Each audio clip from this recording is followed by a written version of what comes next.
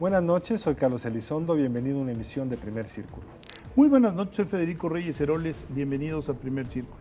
El día de hoy, Carlos Elizondo y yo vamos a tratar de recuperar algunos de los elementos que hemos escuchado en esta mesa a lo largo de los últimos meses y que igual tienen que ver con lo que ha sucedido en España, con lo que está sucediendo en México, lo que ha sucedido en Argentina o lo que ha sucedido en Brasil.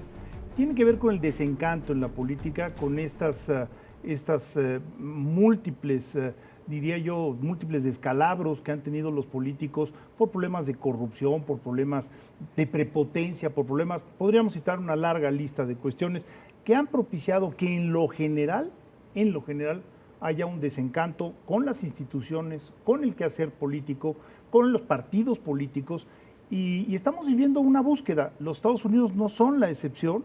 Estamos viendo en Estados Unidos una campaña muy dura, una campaña en donde casualmente o no casualmente, dos de los principales contendientes, me refiero al señor Trump y me refiero a Sanders, no pertenecen a los partidos políticos que están sirviéndoles como respaldo en esta campaña. Es decir, el fenómeno es en alguna medida universal y en México en particular estamos viviendo la primera elección en donde va a haber candidatos independientes, candidatos que no pertenecen a un partido político y que han hecho de su independencia parte de su patrimonio. ¿Cómo la ves?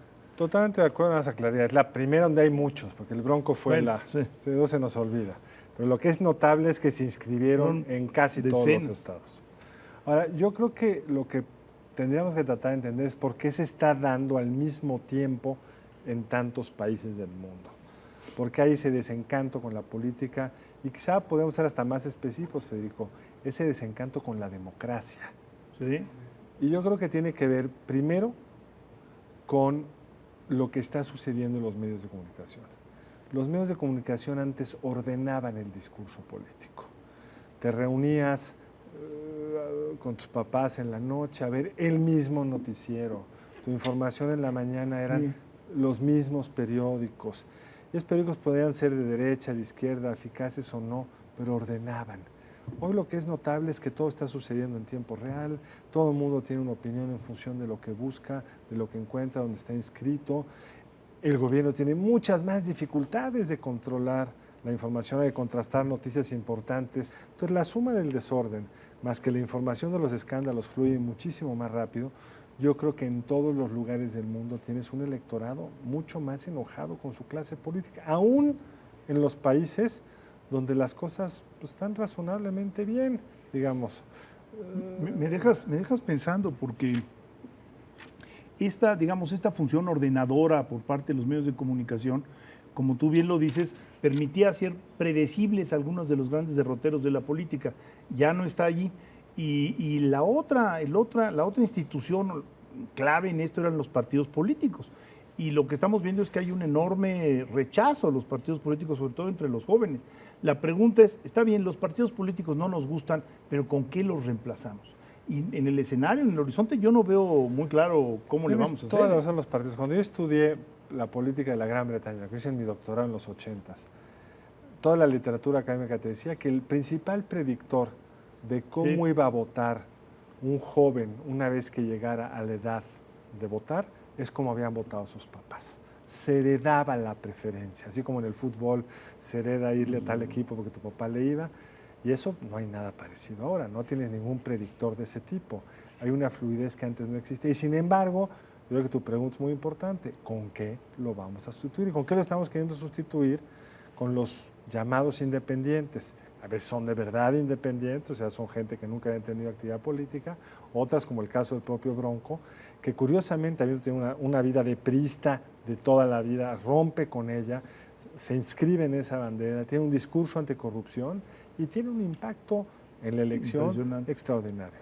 Ahora, creo que hay otro factor, Federico, y estos son, a mi juicio, los ecos de la crisis del 2008-2009. Es decir, lo vimos en los 20s, las crisis económicas tan profundas, tan largas, que dejan tantas heridas, pues van generando un elector muy insatisfecho. Perdió su casa, perdió su trabajo, compite con actores que antes no competía. El votante de Trump es un votante blanco, bueno, hay mucho votante, pero el votante más importante es un votante blanco, con poca educación, hombre, y que está en las zonas donde más se han visto afectadas por la competencia de las capacidades industriales, sobre todo de China, pero también de México. Ahí tienes otro elemento. Me gusta mucho la ruta de razonamiento y creo que una palabra que no hemos puesto sobre la mesa es la ideología. Cuando decías, bueno, yo estoy... Ya no existe. Ya no existen las ideologías. Sea como sea, antes teníamos eso, ¿no? Eso también ordenador. Era un ordenador. Tal porcentaje del electorado vota centro-izquierda, tal porcentaje vota derecha, tal porcentaje está en el centro. La famosa teoría esta del mainstream norteamericano, que decíamos, bueno, este es el mainstream que de alguna manera va a paliar los arranques que puedan tener los extremos. Y de pronto decimos, bueno, y el votante de Trump, pues es un votante que en teoría es mainstream y sin embargo está enojadísimo con el sistema, está enojadísimo quizá por la crisis económica, por estos coletazos que vienen después de las crisis económicas. Es un electorado que yo no sabría describir. Bueno, por supuesto que es derechoso, vamos a ponerlo así, pero no es doctrinario. Ojalá y fuera doctrinario, porque entonces sabríamos, por ejemplo, que en los temas como aborto, ya sabemos cómo va a votar, pero ahora es muy difícil decirlo, porque el enojo está por arriba de los principios. Están votando o han votado en las primarias por él sí. a gente conservadora cuando él es un divorciado serial, que antes lo hubiera sacado de ese mercado por razones ideológicas, no hubieras cabido, ¿no? Sí. Yo creo que hay un tercer elemento, pues, están conjugando varios y por eso es tan complicado, que es el cambio tecnológico, Federico. Sí. El cambio tecnológico, creo que mucho más que el libre comercio, explica que haya habido sectores donde el empleo se haya visto muy comprometido, porque sustituir el trabajo por el robots o por sistemas de informática complejos es cada vez más fácil. Y te voy a poner, digamos, un ejemplo extremo hacia el futuro de esto sería, hoy por hoy, el dato me alarmó, el 10% de la fuerza de trabajo en Estados Unidos está vinculada al transporte. Imagínate que Uber, que hoy ha desplazado taxistas que los tienen enojados, al rato Uber es un sistema automatizado. Sí, ya no solo va a desplazar a los taxistas enojados, sino a todos estos choferes que hoy están teniendo un modo de vida nuevo gracias al Uber. Entonces viene, y ya empezó, pero cada vez va a ser más acelerada, un cambio tecnológico que va a dejar a mucha gente sin trabajo. Ya lo hemos visto, si tú ves la producción industrial en Estados Unidos, ha crecido la producción industrial, pero el empleo ya no. O sea, con las nuevas tecnologías tú puedes hacer crecer la producción industrial.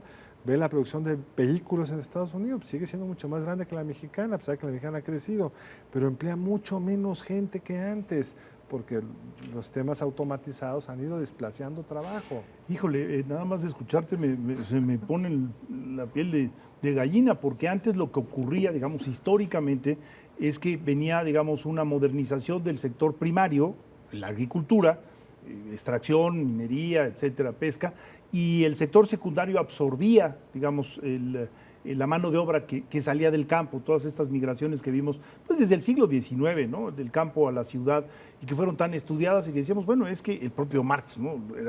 El vaticinio era, va a crecer el sector secundario muchísimo y vamos a ser la clase mayoritaria. Y de pronto apareció el tercer sector, el sector terciario, mejor dicho, y el sector terciario empezó a absorber buena parte de la mano de obra. Es decir, hay países, México está muy cerca ya, en donde el 70% del empleo está en el sector de los servicios. A mí me gustaría creer que eso va a volver a ocurrir y que no vamos a entrar en una etapa en donde no se generen nuevos empleos en otras áreas. De hecho, ese es un debate hoy entre los economistas. Hay quienes creen que va a ser un ciclo más normal, algo de destrucción en el corto plazo y luego habrá nuevos empleos que hoy ni nos imaginamos que le darán el trabajo a estos desplazados y otros que creen que no. Pero lo que sí ha mostrado una serie de estudios recientes sobre el libre comercio, lo has de haber visto Gordon y otras gentes, es que cuando un territorio es afectado por un cambio, en este caso fue la competencia con China y con México, los desempleados tardan mucho en encontrar empleo si es que lo encuentran. Es decir, hay mucho más costos de transición de un sistema a otro y eso es lo que lleva a mucha gente enojada. El tiempo se nos está yendo y yo creo que nada se debe concluir con un tema, Federico. Un último elemento es los políticos cada vez son menos capaces de cumplir con lo que prometen, aunque quieran, porque viven en un mundo de restricciones por todos lados. A mí el caso de Obama me parece increíble. En el sentido, fue un presidente que prometió una serie de cosas, es un presidente que no se le conoció un escándalo, un hombre educado, y ha sido, en términos de lo que prometió, un desastre. No ha sido... Ahora, y tiene a mucha gente enojada. Tiene a mucha gente enojada, y la pregunta sería, bueno, también es factible que los políticos, con todos estos candados, pesos y contrapesos que les hemos ido oponiendo, porque es la verdad, y lo cual yo lo defenderé a muerte, ¿es posible que sean tan eficaces con el pasado? ¿O hay cierta dosis, digamos, de autoritarismo, como lo estamos viendo en China, que hace, claro, que los gobiernos sean muchísimo más eficientes? Y allá ahí está el estudio famoso sobre cómo existe una correlación, bueno, de coquetería por lo menos entre el electorado que es favorable a un régimen autoritario. ¿Por qué? Porque entregan mejores resultados. Y eso podría ser la puerta de entrada a un nuevo autoritarismo ojalá me equivoque. Ojalá te equivoque, y además no olvidemos una cosa, que hay autoritarismos eficaces como el chino, pero hay autoritarismos muy ineficaces como el chino de Mao, o el chino de los Castro, o el venezolano de Chávez. Sí. Es decir, por cada autoritarismo eficaz, normalmente hay más ineficaces. Pero bueno, ya nos tenemos que despedir, mi querido Carlos. Así es que muy buenas noches. Nos vemos la próxima edición de Primer Círculo. Buenas noches, nos vemos el lunes entrante.